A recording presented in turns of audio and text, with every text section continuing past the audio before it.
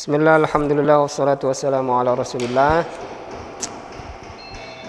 Kita mulai ya pelajaran kita lagi hari ini. Dan ini pelajaran pertama bagi kalian di kelas 8. Sama pelajarannya seperti tahun kemarin, masih ana ngajar kalian hadis ya. Dan mungkin sekarang peraturannya agak berbeda ya.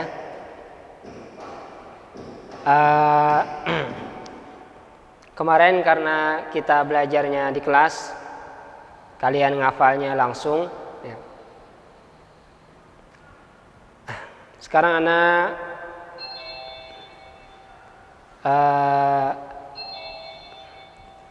akan menyampaikan kepada kalian aturan dalam setoran hafalan hadis ya.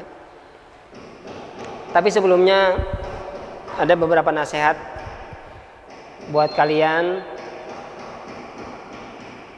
untuk di awal semester ini. Nasihat, motivasi, wasiat buat kalian agar kalian tetap semangat dalam menuntut ilmu, agar semangat yang kalian miliki tidak mudah kendor. Jadi yang pertama ya, dan ini yang biasa diingatkan oleh guru-guru kita juga ketika di awal pelajaran di tahun pertama ya, semuanya pasti mengingatkan keikhlasan ya.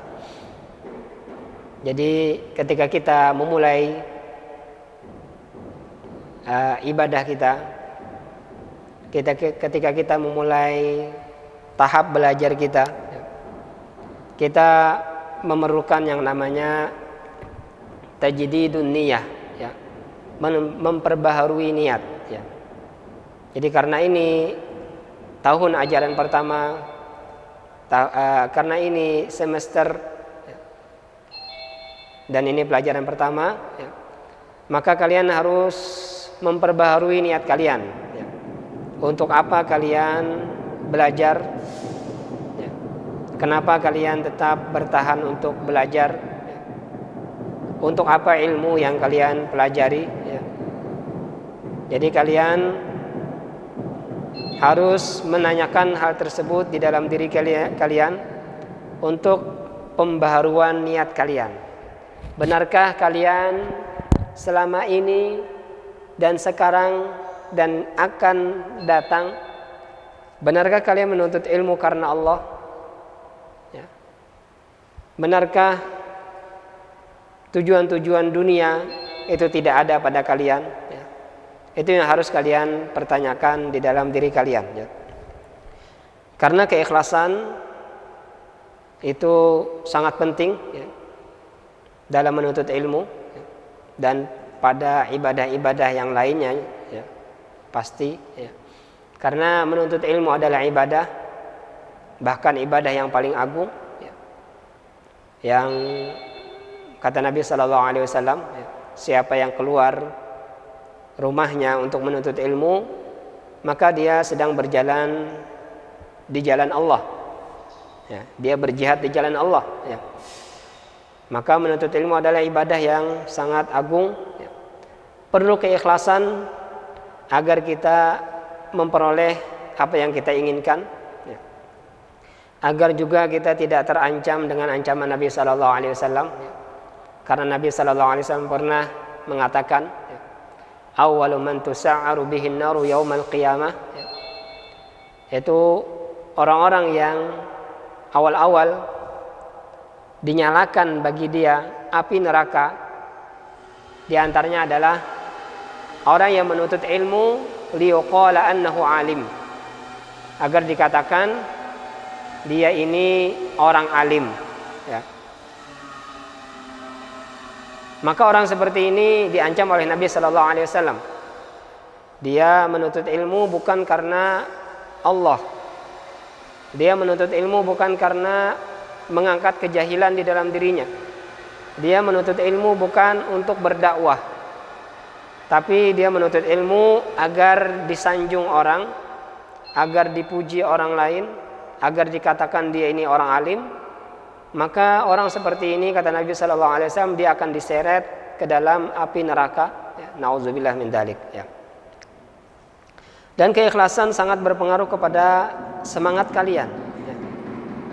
Keikhlasan dalam menuntut ilmu itu sangat berpengaruh terhadap semangat istiqomah kalian dalam menuntut ilmu.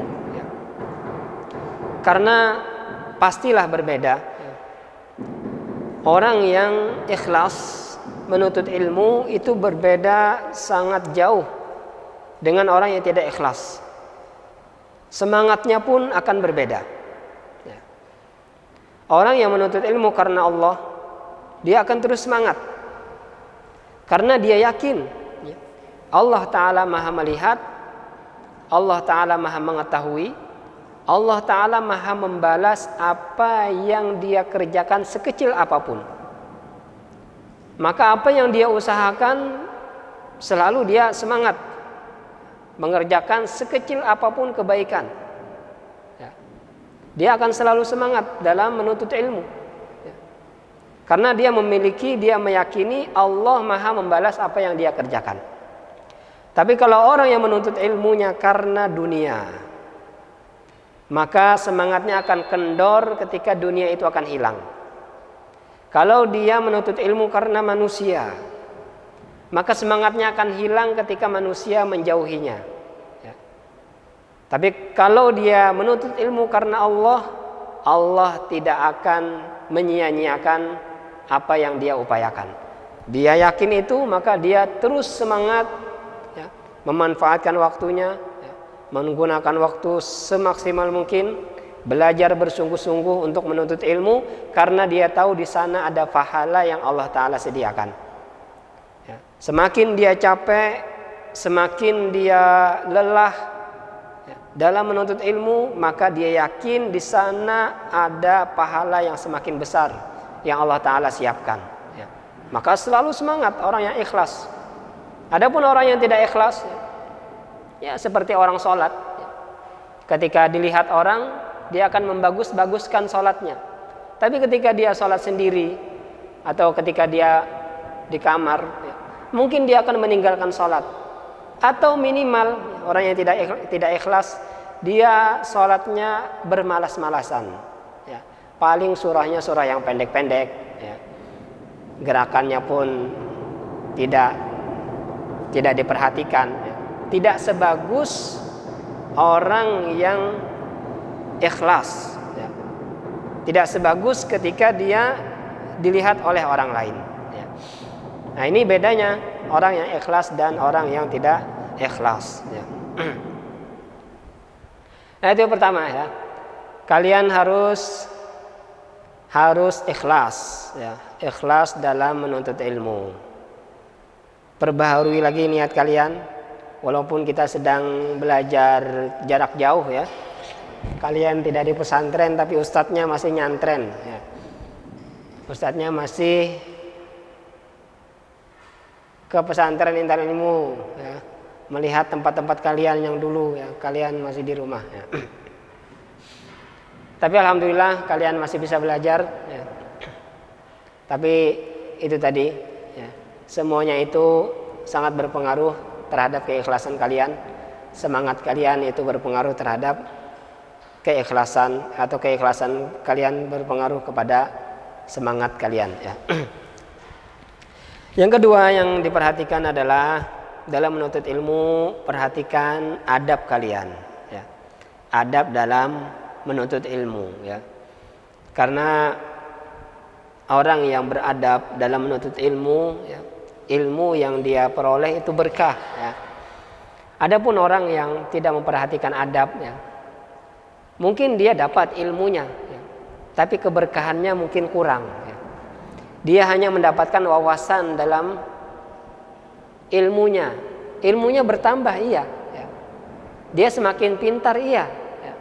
Dia semakin tahu tentang agama, iya. Tapi keberkahannya ya, mungkin kurang. Ya. Keberkahan itu apa? Berkah itu ziyadatul khair, bertambahnya kebaikan.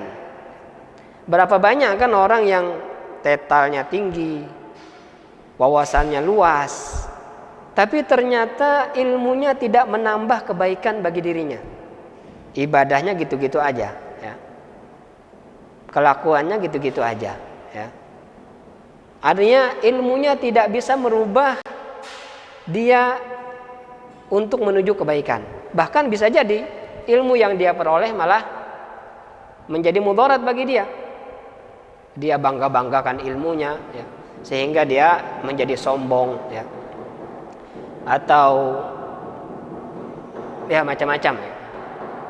Orang yang berilmu yang tidak mendapatkan keberkahan dalam ilmunya, ya. Adapun orang yang mendapatkan keberkahan dalam ilmunya, ya, dia mesti, ya, ilmunya itu merubah, bisa membawa dia kepada kebaikan, ya. Ibadahnya bertambah, ya. Ibadahnya menjadi lebih khusyuk, ya. Dia semakin jauh dari kemaksiatan, ya. Nah, itu ilmu yang berkah, dan keberkahan itu bisa didapat dengan adab dalam menuntut ilmu, ya. Adab dalam menuntut ilmu itu adab kepada ustadz, ya. Ketika belajar, ya, beradab, perhatikan pelajarannya, ya.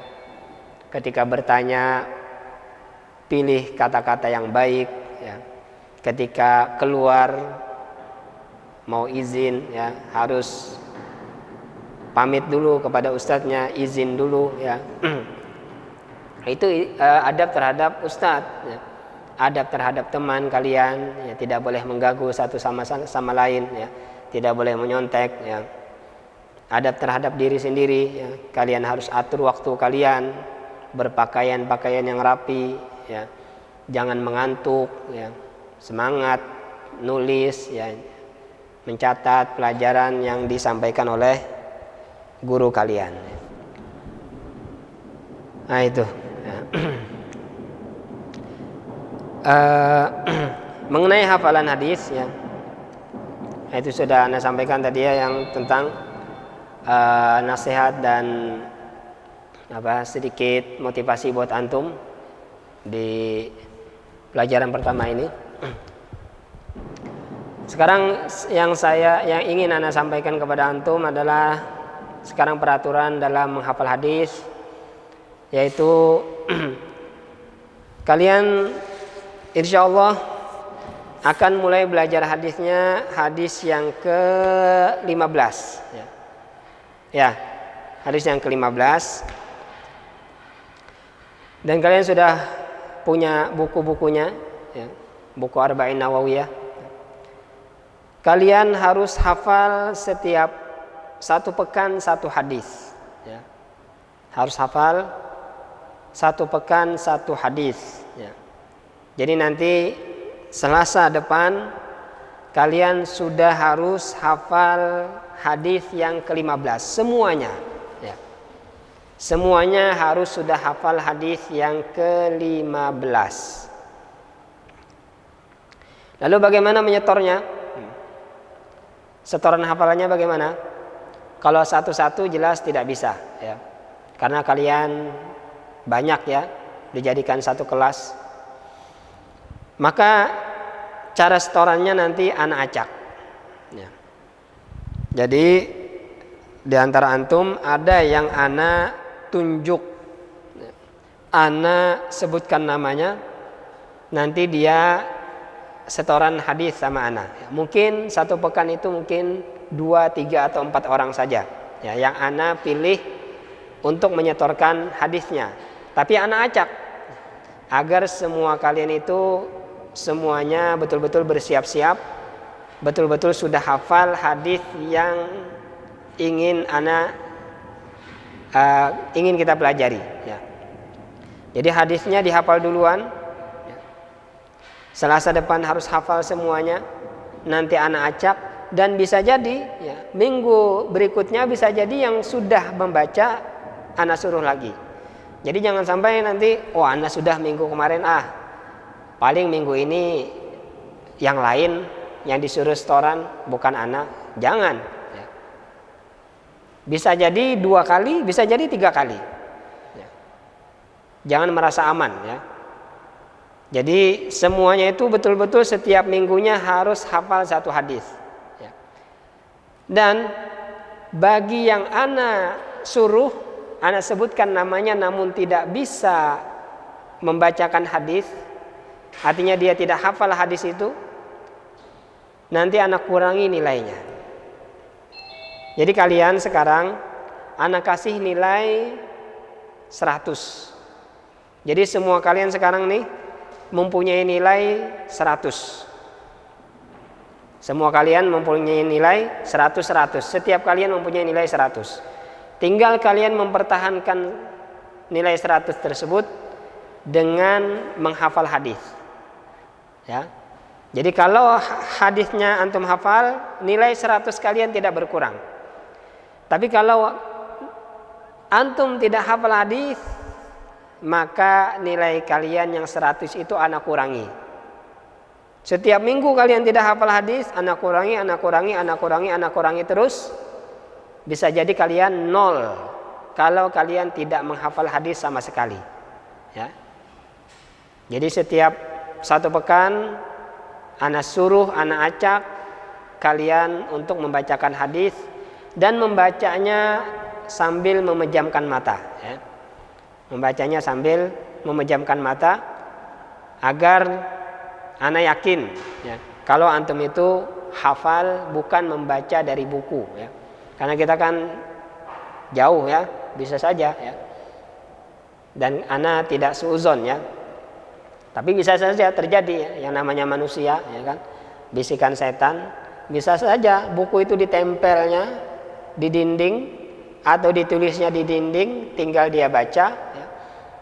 Seakan-akan dia melihat kamera, ya, dia baca ya, seakan-akan dia sudah hafal hadisnya ya. Ini bisa saja terjadi ya kan, karena kita semua manusia ya, bisa saja terjerumus kepada kesalahan.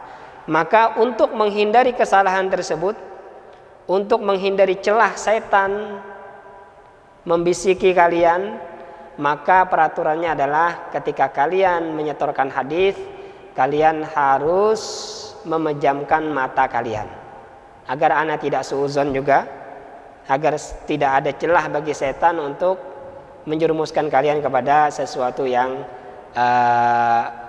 kepada penipuan ya, kepada sesuatu yang berupa pengkhianatan terhadap peraturan tersebut ya. Jadi seperti itu ya. Sekarang kalian punya nilai 100 semua, tinggal kalian mempertahankan nilai 100 tersebut dengan hafalan hadis kalian ya. Paham semuanya? Nanti kalau tidak paham tanyakan ke WA ya. Kalian sudah punya nomor ana masing-masing ya. Hadis yang akan kita hafal, akan kita pelajari hadis yang ke-15 ya. Lanjutan hadis kelas 7 kemarin ya. Yaitu hadisnya pendek ya. Kalian insya Allah paling 5 menit hafal ini. Dan hadisnya sering kita dengar dalam ceramah-ceramah ustadz ya. Dalam tausiah-tausiah, kultum-kultum ya. Coba buka hadis yang ke-15. Kita bacakan hadisnya.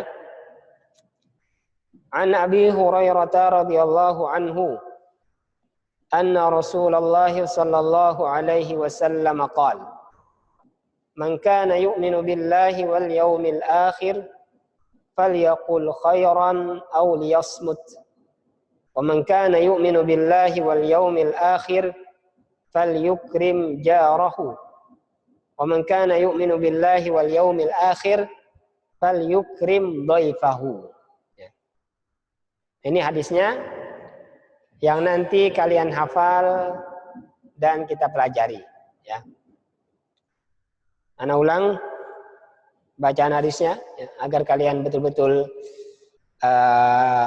tahu cara membacanya, dan dimulai dari dengan dimulai dengan mendengar dulu ya, agar hafalannya juga kuat ya. An Abi Hurairah radhiyallahu anhu anna Rasulullah sallallahu alaihi wasallam qala man kana yu'minu billahi wal yawmil akhir falyaqul khairan aw liyasmut wa man kana yu'minu billahi wal yawmil akhir falyukrim jarahu wa man kana yu'minu billahi wal yawmil akhir falyukrim dhaifahu ya. Jelas ya? Sendat kah? Bisa.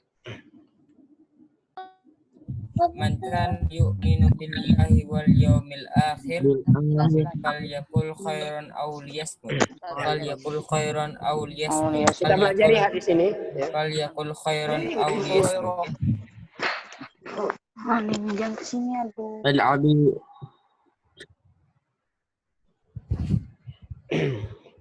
Hadis yang ke-15.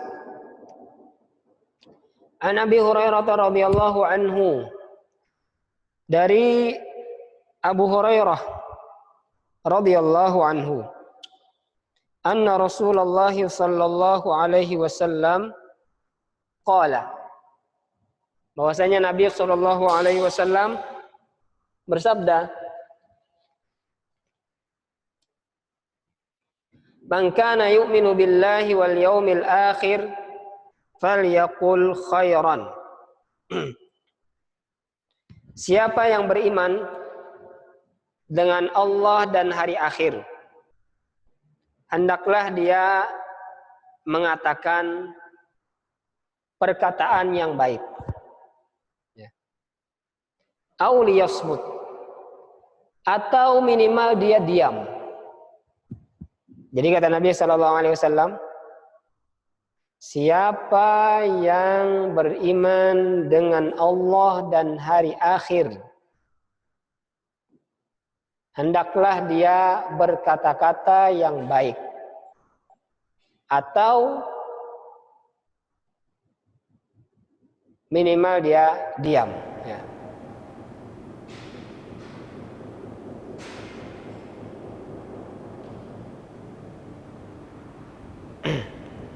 Ada murid baru juga kah? Tuh. Kalau murid baru di mana dari mana ngapalnya? Siapa itu?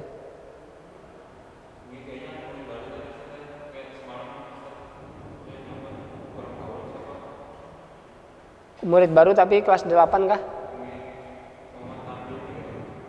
Oh, ada pindahan berarti lah. Yang mana orangnya?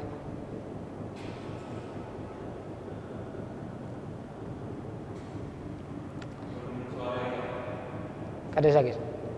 Murid baru ngafalnya sama ya. Dari hadis yang ke-15 juga ya. Walaupun dia tidak ikut dari hadis pertama ya. Tapi dia ngafalnya juga ikut yang lain, yaitu dari hadis yang ke-15 ya. Disamakan dengan yang lainnya karena kalian belajarnya juga sama ya. Jadi kata Nabi sallallahu alaihi wasallam, siapa yang beriman dengan Allah dan hari akhir, artinya siapa yang merasa beriman, hendaklah dia berkata dengan perkataan yang baik atau minimal dia diam. Nah, ini menunjukkan bahwasanya perkataan yang baik atau menahan lisan untuk tidak berkata buruk itu sangat berpengaruh kepada keimanan. Itu berpengaruh kepada keimanan ya. Ada kaitannya dengan keimanan.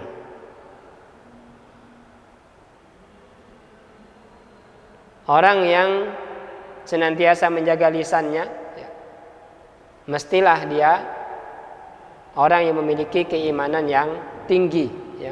Karena tidak gampang ya. Bisa menjaga lisan ini adalah sesuatu yang susah ya.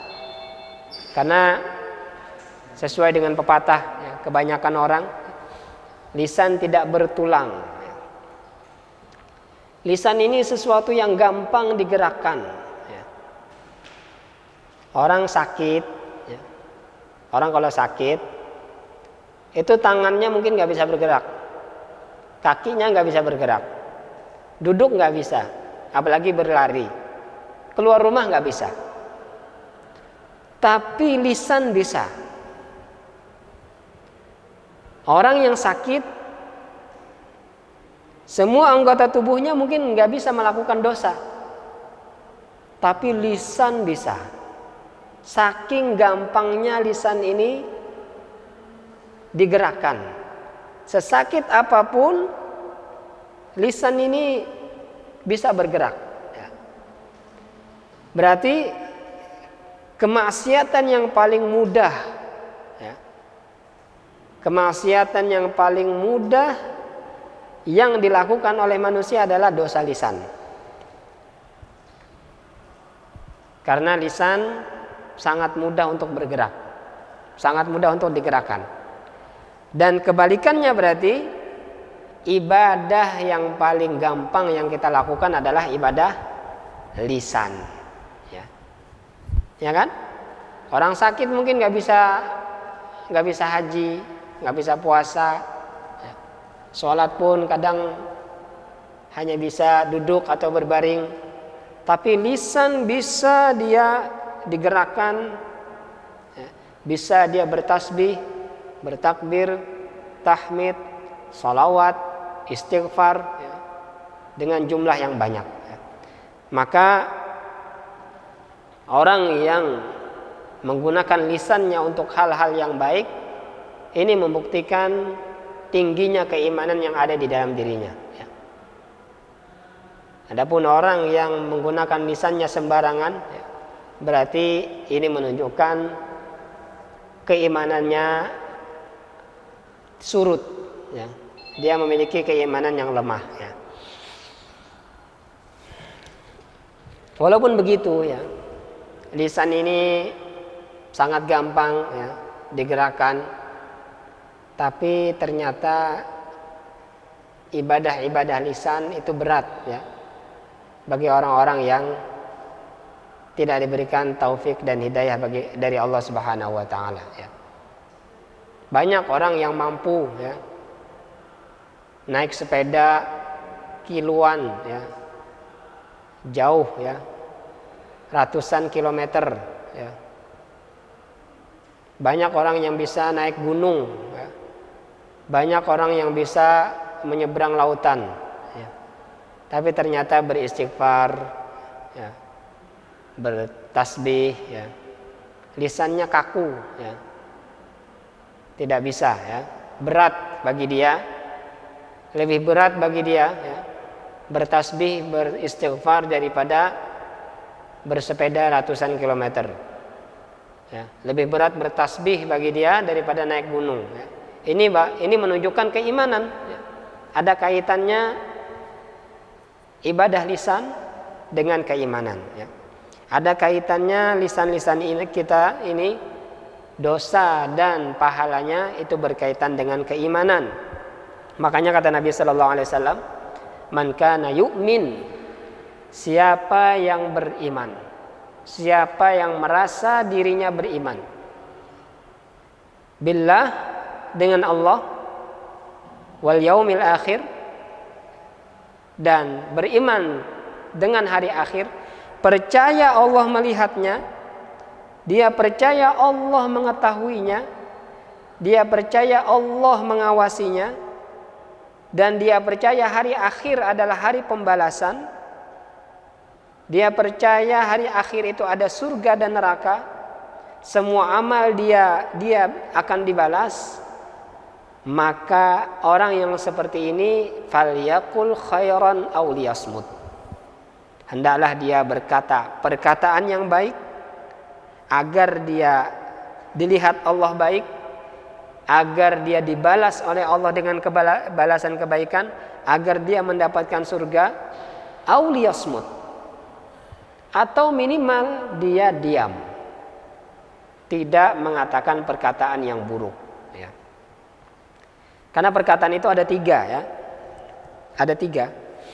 Ada perkataan baik, ada perkataan yang tidak baik tapi juga tidak buruk, perkataan sia-sia. Ada perkataan yang buruk. Jadi ada 3 macam. Nah, orang yang beriman dengan iman yang tinggi, dia hanya berkata perkataan yang baik. Adapun perkataan yang sia-sia pun dia batasi. Jauh dia ingin berkata perkataan yang buruk, perkataan yang sia-sia saja dia jauhi. Bercanda berlebihan dia jauhi. Ngobrol terlalu lama, kesana kemari obrolannya, membahas pembahasan yang tidak ada faidahnya. Biasanya kan kalau kita ngumpul-ngumpul dengan teman, pembahasannya apa? Bola, ya kan? Apalagi MotoGP, balapan, apalagi? Nah itu tuh orang yang betul-betul beriman dengan Allah dan hari akhir, dia akan membatasi hal-hal yang seperti itu. Dia hanya mengata perkataan yang baik, yang buruk dia tinggalkan, yang sia-sia dia batasi. Jadi bersih lisannya dari hal-hal yang kotor, sehingga lisannya itu sangat mudah untuk dia gunakan beribadah kepada Allah Subhanahu wa taala, bertasbih, bertahmid, apalagi membaca Al-Qur'an, Apalagi kalian penuntut ilmu, Waktu kalian itu sebenarnya tidak cukup untuk hal-hal yang sia-sia, apalagi hal-hal yang maksiat. Untuk bermain-main saja sebenarnya kalau kalian betul-betul bersungguh-sungguh menuntut ilmu, untuk bermain-main saja kalian gak cukup. Waktu kalian itu banyak untuk ilmu sebenarnya. Menghafal, membaca, baca Quran, beribadah, tasbih, zikir pagi petang, baca Quran, baca kitab, murojaah. Sebenarnya itu waktu kalian. Tidak sempat sebenarnya kalian itu. Kalau kalian betul-betul menjaga waktu, sebenarnya kalian itu tidak sempat lagi melakukan hal-hal yang sia-sia. Main game, chattingan dengan teman terlalu lama, main YouTube, apalagi macam-macam lah.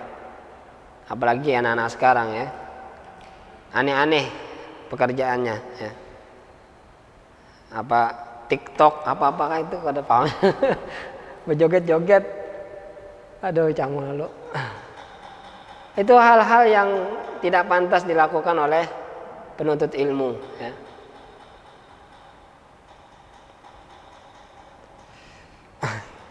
Jadi habiskan waktu kalian untuk membaca, menghafal, baca Quran, Karena itu yang inti dari pekerjaan kalian sebagai penuntut ilmu, Kalau semuanya itu sudah selesai, kalian gunakan waktu kalian untuk membantu orang tua kalian, Piring yang belum dicuci, cucikan. Apalagi pakaian yang belum dijemur, Jangan malah di rumah orang tuanya lebih senang anaknya di pondok daripada di rumah.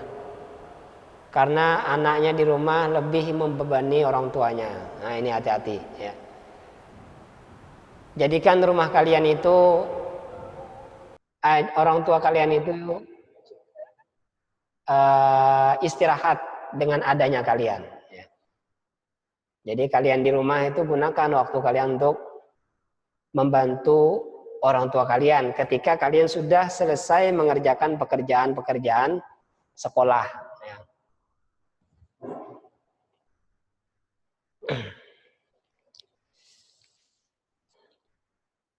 Jadi minimal lisan seorang mukmin itu dia diam. Kalau dia tidak berkata perkataan yang baik, minimal dia diam. Ya. Seperti itu. Wa man kana yu'minu billahi wal yaumil akhir falyukrim jarahu. Dan siapa saja yang beriman dengan Allah dan dengan hari akhir. Ini kenapa sih dengan Allah dengan hari akhir? Kenapa? Tiga-tiganya ini kok berkaitan dengan keimanan terhadap Allah, keimanan terhadap hari akhir. Kenapa? Karena semuanya ini ada kaitannya dengan kesadaran dia tentang sifat-sifat Allah dan keyakinan dia tentang pembalasan hari akhir. Ada kaitannya dengan keyakinan dia tentang sifat-sifat Allah. Betulkah Anda beriman dengan Allah? Betulkah Anda yakin Allah itu melihat? Betulkah Anda yakin Allah Ta'ala itu mendengar, maha mengetahui? Kalau Anda yakin itu, katakan perkataan yang baik. Atau minimal kamu diam. Lagi, betulkah Anda yakin Allah Ta'ala itu maha mendengar, maha melihat, maha mengetahui? Betulkah Anda yakin akan pembalasan hari akhir? Kalau Anda yakin yang demikian itu, fal yukrim jarahu. Hendaklah dia memuliakan tetangganya. Nah, itu maksudnya. Perintah-perintah ini kenapa dikaitkan dengan keimanan dengan Allah dan hari akhir? Karena memang dia berkaitan dengan sifat-sifat Allah dan berkaitan dengan keyakinan pelakunya terhadap pembalasan hari akhir. Kalau orang yang betul-betul beriman tentang yang demikian itu, dia mesti berkata perkataan yang baik dan minimal dia diam dan dia memuliakan tetangganya.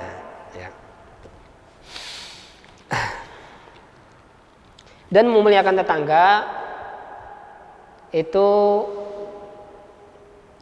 tidak harus memberi, tidak hanya itu, Memuliakan tetangga itu sifatnya umum, Apapun yang menjadi di mata masyarakat itu adalah memuliakan tetangga, maka itulah yang menjadi sifat orang yang beriman. Bisa dengan memberi, bisa dengan murah senyum, bisa dengan membantu kesulitannya, atau menyapukan halaman rumahnya, atau menjagakan hartanya, atau minimal dengan memuliakan tetangga, minimal kita tidak mengganggu tetangga kita. Orang sekarang Masya Allah, dia mungkin tidak ada dosa fisik terhadap tetangganya, tapi ternyata ada dosa-dosa yang tidak dia sadari terhadap tetangganya, Terlalu keras membunyikan musik, terlalu keras membunyikan TV, televisi, teriak-teriak, nyanyi-nyanyi, atau motor knalpotnya yang yang bunyinya keras, Nah itu tuh termasuk mengganggu tetangga sebenarnya, Bunyi-bunyi seperti itu, suara-suara seperti itu, banyak yang orang tidak menyadari sebenarnya itu bisa mengganggu tetangganya, Apalagi tetangganya punya anak kecil, bayi, yang sensitif dengan suara, Suara sedikit saja bangun. Kalau bangun susah ditidurkan lagi, maka hal-hal seperti ini bisa menjadikan dosa, Teriak-teriak, bikin keributan, di depan rumah, Maka hal-hal seperti ini tidak layak bagi seorang mukmin, Orang mukmin itu minimal dia tidak mengganggu tetangganya, Kalau dia tidak bisa memberi, tidak bisa memuliakan lebih, maka minimal dia tidak mengganggu tetangganya, apalagi musik ya. Makanya penting ya, ada pepatah Arab ya, al-jaru qabla ad-dar. Lihat tetanggamu dulu, baru kamu bikin rumah. Jadi kalau orang mau bikin rumah atau mau beli rumah, lihat tetangganya ya. Itu yang pertama. Kalau tetangganya baik, lanjutkan. Tapi kalau tetangganya baik, mending cari rumah yang lain. Mending bangun rumah di tempat yang lain. Karena tetangga yang baik itu keberuntungan ya. Dan tetangga yang buruk, aduh ini menyiksa ya. Rumah kita enak tapi tetangga kita buruk, ini tersiksa kita. Dia membunyikan musik coba dengan keras, padahal kita tidak suka musik, mengganggu bagi kita ya. Apalagi dia orang yang jahat, pemabuk coba, tidak aman bagi anak-anak kita. Punya tetangga yang suka mabuk, minum menjinet, melem. Nah, lem dimakan, dihisap, tidak aman bagi anak-anak ya. Ya, kalau anak kita tidak menjadi korban kezaliman, minimal anak kita itu melihat orang mabuk itu biasa. Ini musibah ya. Kalau keluarga kita melihat kemaksiatan itu sesuatu yang biasa ya. Sesuatu yang biasa, tetangga saya juga pemabuk ya. Biasa aja mabuk itu ya. Tidak jahat-jahat, tidak jahat-jahat amat itu ya. Amat aja nggak jahat ya. Nah, ini bahaya. Kalau seseorang memandang kemaksiatan itu sudah biasa, ini bahaya ya. Jadi tetangga yang baik itu sangat penting ya. Lalu apa yang dinamakan tetangga? Apakah di samping rumah atau berapa rumah jaraknya dari rumah kita dinamakan tetangga? Ya. Ada yang mengatakan 40 rumah ya. 40 rumah ke depan, 40 rumah ke samping kanan, ke samping kiri, dan 40 rumah ke belakang. Ini ada yang mengatakan seperti itu ya. Para ulama mengatakan yang namanya tetangga itu 40 rumah, depan, samping, dan belakang ya. Tapi ini pendapat yang tidak bisa diterapkan di semua tempat ya. Karena setiap kampung, setiap tempat kan berbeda-beda ya. Tempat-tempat rumahnya ya. Ada yang rumahnya itu sempit ya kan, berdempetan ya. Seperti komplek rumah-rumah yang ada di Kelayan, Alalak, itu kan padat pemukiman ya. Nah, ini kalau 40 itu berarti dekat ya kan. Ada yang rumahnya itu jaraknya berjauhan ya, seperti ini kan Batola, tempat intan ilmu ini. Kalau 40 rumah berarti dari sini jauh sampai sana ya. Bisa jadi belum 40 ya. Berkilo-kilo bisa jadi belum 40 ya kan. Maka pendapat ini pendapat yang lemah ya. Jadi tidak harus 40 ya. Lalu berapa? Ini dikembalikan kepada uruf, kebiasaan orang menganggap tetangga itu bagaimana ya. Ada yang menganggap tetangga itu ya satu komplek itu tetangga. Nah, ini mungkin ya bisa seperti itu ya. Jadi dia dikembalikan kepada pandangan masyarakat. Bagaimana masyarakat memandang ya, tetangga itu batasnya dari mana sampai mana, maka seperti itulah diterapkan hadis ini ya. Bukan diterapkan dengan jumlah atau jarak, tapi ditetapkan tetangga itu dengan pendapat atau apa yang diyakini oleh masyarakat tertentu ya, seperti itu ya. Wa man kana yu'minu billahi wal yaumil falyukrim dhaifahu. Dan siapa yang beriman dengan Allah dan hari akhir, hendaklah dia memuliakan tamunya ya. Hendaklah dia memuliakan tamunya ya. Jadi orang yang percaya Allah Ta'ala maha melihat, maha mengetahui, ya, maha mendengar, dan dia percaya dengan balasan-balasan hari akhir, dia akan memuliakan tamunya, ya.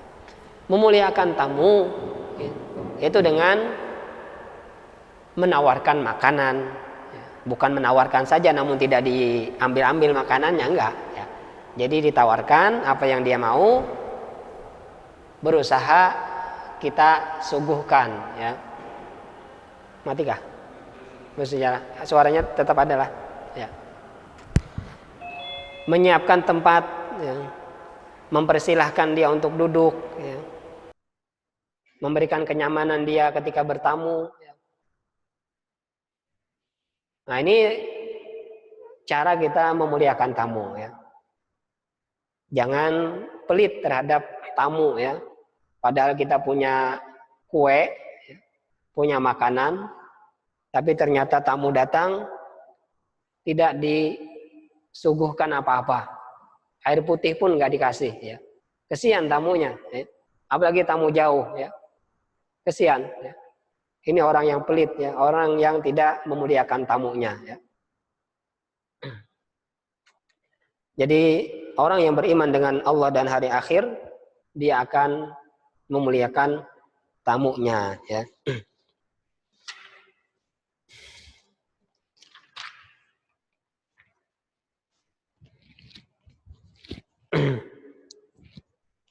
Anda bacakan beberapa faidah dari Syekh Utsaimin, ya, tentang hadis ini. Kata beliau, faidah yang bisa diambil dari hadis ini adalah yang pertama, wujubus sukuti illa fil khair. Wajibnya seseorang diam kecuali pada kebaikan. Artinya mulut ini dijaga dari keburukan-keburukan, itu wajib, ya. Kecuali hanya digunakan untuk kebaikan, ya. Nah, ini hadis yang faidah dari hadis yang kita pelajari, yaitu dari kalimat man kana yu'minu billahi wal yaumil akhir falyaqul khairan aw liyasmut, ya. Maka wajib bagi kita untuk menjaga lisan kita dari hal-hal yang maksiat, ya, dan menggunakannya hanya kepada hal-hal yang baik. Yang kedua, kata beliau, al-hasu ala hifdzil lisan. Hadis ini adalah motivasi, ya, anjuran untuk menjaga lisan, ya. Karena ada sabda Nabi SAW, ya, innal abda la yatakallamu bi kalimatin min sakhatillah la yulqi laha balan, ya. La yulqi laha balan adkhalahu Allahu biha an-nar, atau kama qala Rasulullah sallallahu alaihi wasallam, ya.